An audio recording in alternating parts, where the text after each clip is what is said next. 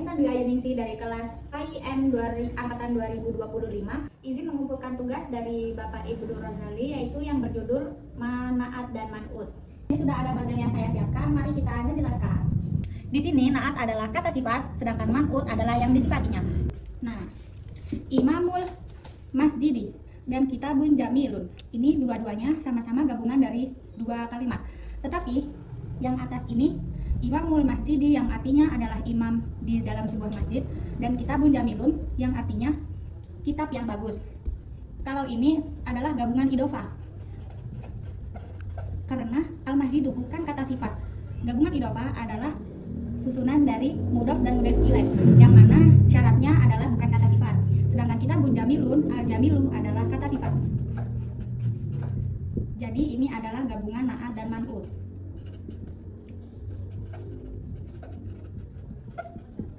Jadi berbeda kalau Imamul Masjidi adalah gabungan idofah karena ini bukan kata sifat, dan Kitabun Jamilun adalah naat dan man'ut karena al-jamilun adalah kata sifat. Dan perlu teman-teman ketahui, naat dan man'ut itu harus sama, atau naat itu harus mengikuti man'ut dalam 4 hal, yaitu dalam jenis, mudzakkar atau muannas, ta'rif, ma'rifat atau kemasukan alif lam atau ma'rifat atau nakirah, i'rab yaitu rofa, nasab dan jar, jumlahnya mufrad, musanna dan jamak. Contoh mudzakarnya kita contohkan dari jenis dulu, mudzakar. Kalau man'utnya mudzakkar, maka naatnya juga harus mudzakkar. Kitabun jamilun, man'ut mudzakkar, jamilun mudzakkar. Jadi harus sama-sama mudzakkar. Contoh muannasnya, madrasatun jamilatun, man'utnya muannas, naatnya juga harus muannas. Baik teman-teman, selanjutnya ini adalah contoh mudzakkar. Contoh yang lebih lengkap ada kitabun jamilun, mudzakkar, mufrad. Yang kedua, kitaban jamilan, mudzakkar, nasab. Dan yang paling bawah, kitabin jamilin, mudzakkar, jar.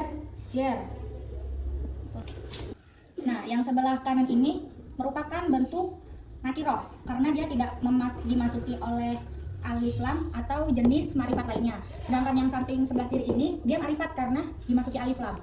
Namun sama saja seperti yang sebelah kanan, jika dia mufrad, man'utnya mufrad, maka naatnya juga harus mufrad. Al-kitabu al-jamilu, mufrad, mudzakkar. Al-kitaba al-jamila, mudzakkar, nasab. Dan yang terakhir, al-kitabi al-jamili, mudzakkar, jar. Dan yang terakhir dalam bentuk jumlahnya. Contohnya, rajulun sholihun. Ini mufrad, seorang anak laki-laki yang soleh.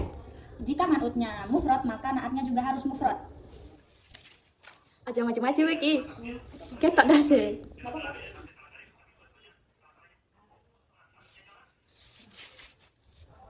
Rajulani sholihani. Yang kedua, rajulani sholihani. Kan ini tadi mufrad ya? Mufrad. Nah, yang kedua ini contoh musanna. Naat man'ut musanna, naatnya juga musanna. Ini contoh yang terakhir. Ini yang terakhir. Jamak, rajulun sholihuna. Ini jamak. Tapi sebenarnya ini jamak taksir, ini jamak mudzakkar. Tapi karena sama-sama jamak, dia tetap dikatakan naat dan man'ut. Baiklah, ini adalah contoh mudzakkar. Lanjut ke yang sebelah kiri adalah contoh muannasnya. Sama seperti yang di samping. Muslimatun hasanatun, muslimatani hasanatani, muslimatun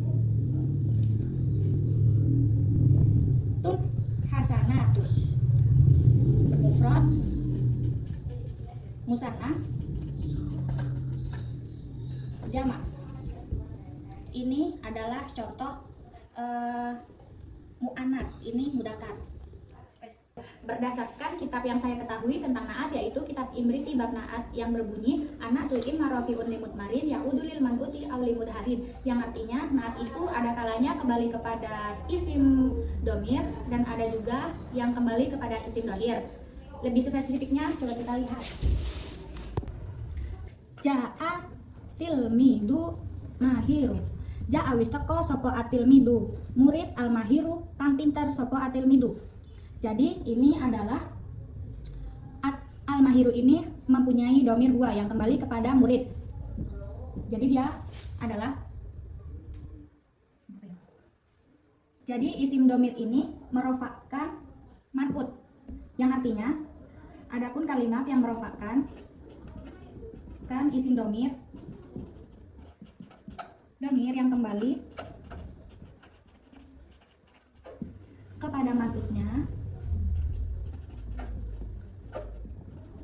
itu dinamakan naat hakiki. Jadi naat hakiki adalah merofakkan isim domir dan kembali kepada man'utnya. Adapun naat sababi, contohnya ja'a tilmidu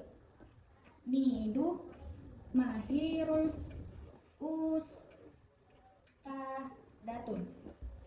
Ja'a wis teko sapa atilmidu murid al mahiru kang pinter sapa ustadatun ustadnya.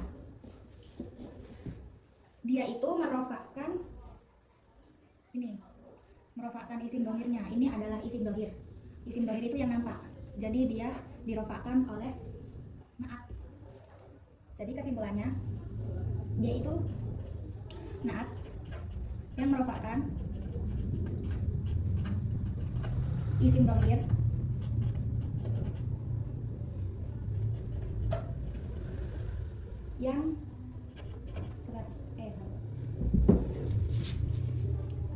yang disifat bukan man'utnya, tetapi berkaitan dengan man'utnya. Jadi dia tuh yang disifatin bukan man'utnya, tapi yang berkaitan dengan man'ut. Kan ustadatun berkaitan dengan al-mahiru. Jadi pinternya ini, yang pinter kan ustadnya. Jadi yang dinaatkan itu, yang disifati itu yang berkaitan dengan naat, bukan man'utnya. Udah. Nah itu yang dinamakan dengan naat sababi, yaitu naat yang merupakan isim domir yang disifati itu bukan man'utnya, tetapi yang berkaitan dengan man'ut. Baiklah, selanjutnya yaitu fal awalul kismaini minhu atbi'i man'utahu min asyratil arabi'i, yaitu naat hakiki mengikuti man'utnya pada 4 hal dari 10. Jadi yang 4 hal ini dalam Imriti itu adalah sebagian dari naat hakiki atau naat mufrad. Baiklah, mungkin cukup sekian penjelasan naat dari saya. Kurang dan kurangnya saya mohon maaf. Semoga dapat dimengerti. Assalamualaikum warahmatullahi wabarakatuh.